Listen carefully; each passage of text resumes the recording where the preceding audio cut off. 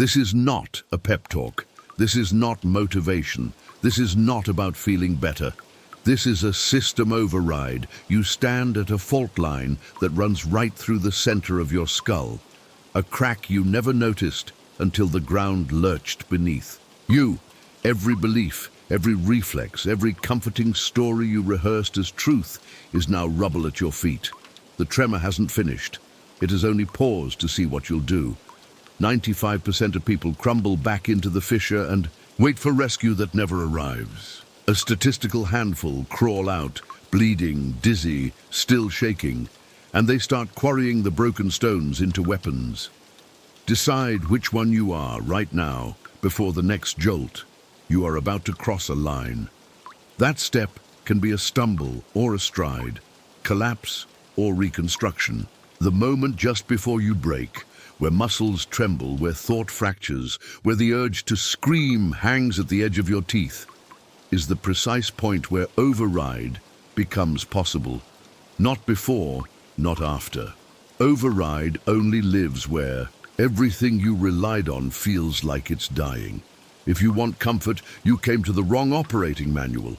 If you want power, keep listening. What you're about to learn isn't about emotional control. Emotional control is a side effect, and side effects don't interest us.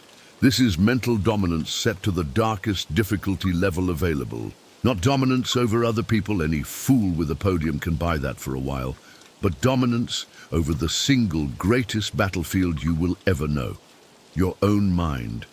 There is a moment, microscopic, electrically measurable, between stimulus and surrender. Right before your will cracks, before the tears hit, before the scream escapes your throat, in that impossible-to-see instant, your brain poses a binary, shatter or reshape. Evolution wired you to shatter first. Evolution is ancient firmware designed for hunting gazelles, not handling hostile emails, court summons, or ICU monitors. Override is the manual rewrite of that firmware. It is cursing at your own neurons until they obey. This isn't positive thinking. This isn't the delusion that everything's okay. This is weaponizing perception in the middle of the storm, using the lightning to forge iron instead of hiding from it. Your brain doesn't respond to reality. It responds to your narrative about reality. Change the narrative, and your chemical reactions shift. Change the chemistry, and the outcome rewires in real time.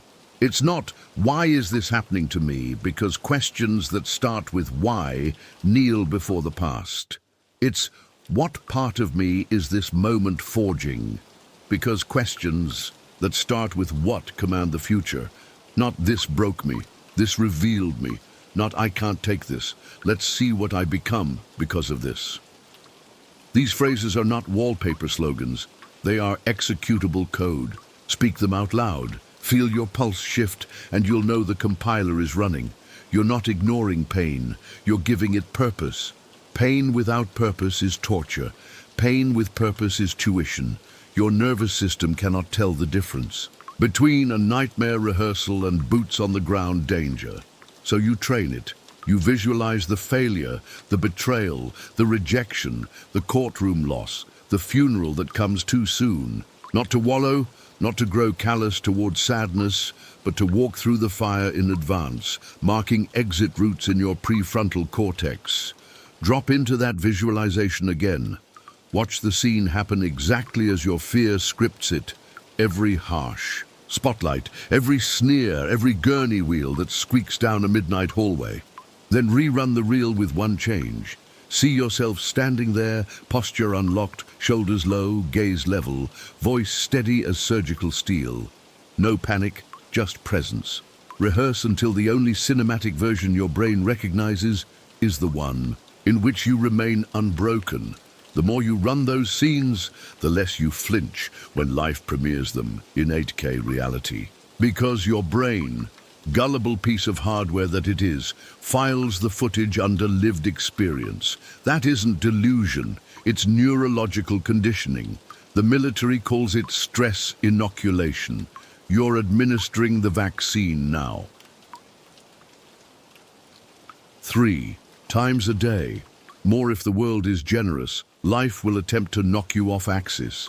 Someone will interrupt you mid-sentence, disrespect your boundaries, disappoint your expectations, glare at you from a screen, accuse you in a meeting, ghost you without explanation.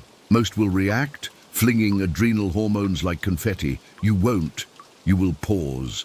Not because you're weak, slow, or uncertain, but because you are watching your own circuitry fire in real time.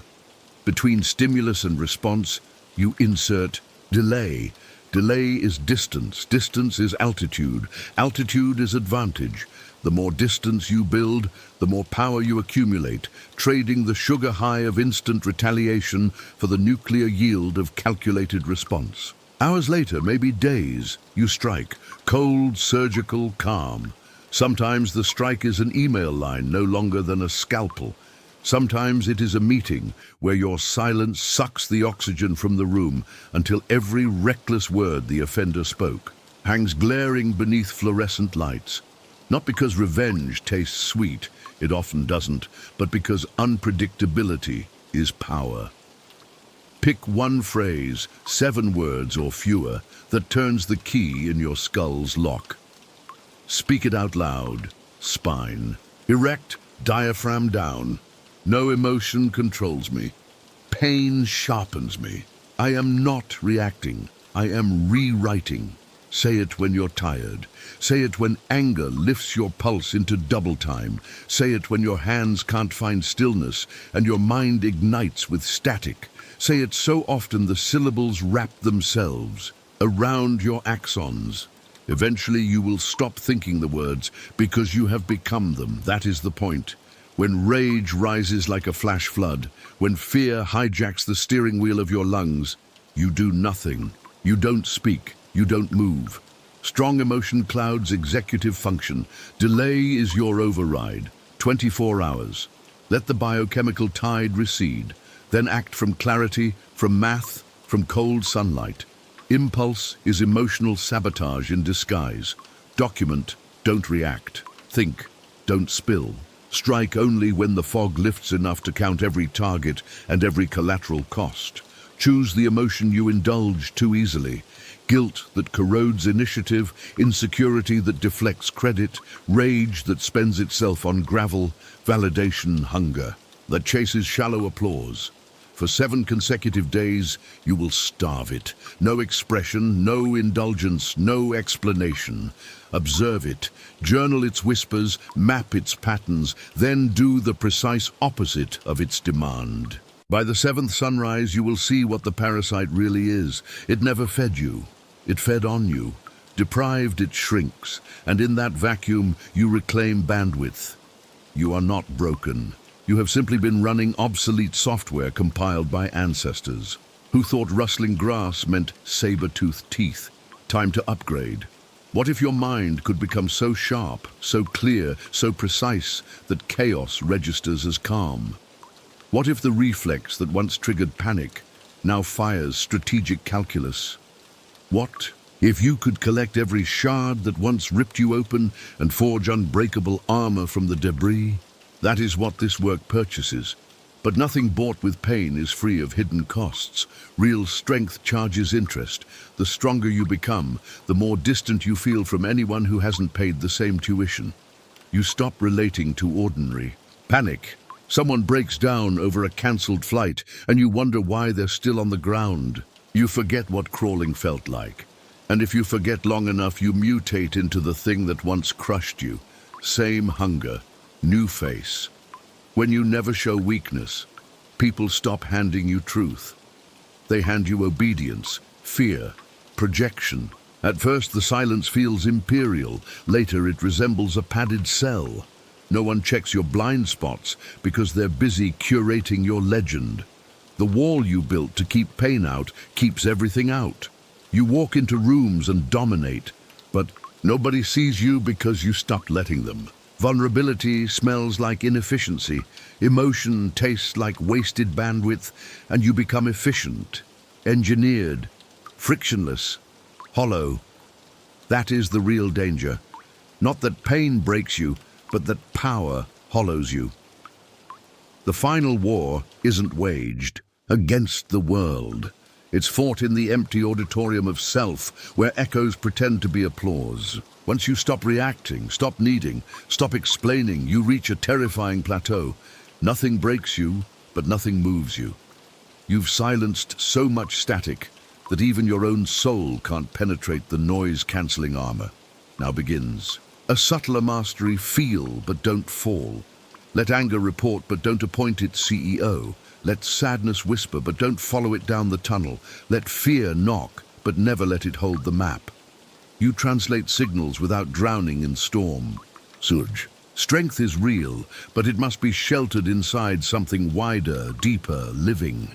That shelter is presence, the force that notices without narrating, that inhales without requisitioning, that sits in a room full of applauding strangers and hears the heartbeat of the one friend who would drag you from a fire. You need a space, a journal, a person, a memory, a breath, where the blade gets set down, the mask unlatches, not because the weapon is faulty, but because even tempered steel needs oil, or it rusts into the very brittleness you swore to avoid. Write your code, not for public display, not for Instagram wisdom drops, for you, a set of internal laws, ruthless in clarity, non-negotiable. I do not punish others for what I survived. I never speak to control, I speak to reveal. If I lose empathy, I lose everything. Memorize them. They are compass, guardrail, mirror.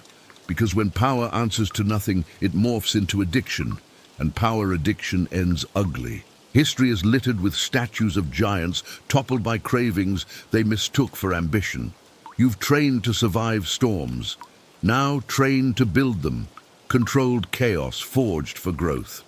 Walk through the bedlam unmoved but not untouched, like a firefighter whose suit blackens but whose skin never blisters. Dominate if you must, but if you lose presence, you'll forget why you built in the first place. You'll forget who you were before the armor, why you cared, what mattered in the quiet. So find the rare ones, the ones who don't shrink before your silence, who don't need you to soften but won't let you vanish. They are anchors. They remind you that presence isn't emotional indulgence. It's the echo of your real self before the masks, before the metrics, before the kill streak of victories that numbed your receptors. Invest in them like they're the last lantern on a moonless sea, because someday they will keep you from steering. Your warship onto rocks made of your own ego.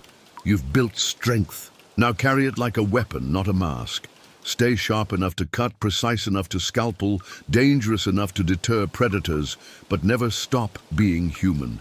Because real power is not merely cold control, it is warmth extended by deliberate choice, an open palm that could crush but offers steadiness instead. Unmistakably lethal but compassionate by design. This is the real monster, the real master. A mind that can weaponize perception under artillery fire, then turn around and cradle a trembling hand without dropping a single bead of sweat. A mind that silences ego long enough to listen. A mind that hears insult as data, pain as tuition, joy as compatible software. The override is complete when you can deploy any state, aggression, serenity, calculation, empathy, on command, not as reflex, but as strategy. Remember, the cursor always blinks, waiting for next input. Override lives only in the tiny decisions you make on the commute when someone cuts you off. In the midnight betrayal text, you don't answer until sunrise. In the boardroom ambush where you breathe once, let silence expand and reply with geometry. Instead of grievance, execution is everything. One saved fragment in a corrupted hard drive can rebuild an entire operating system. Guard that fragment. Update it, enforce it, stay deliberate, stay dangerous, stay human.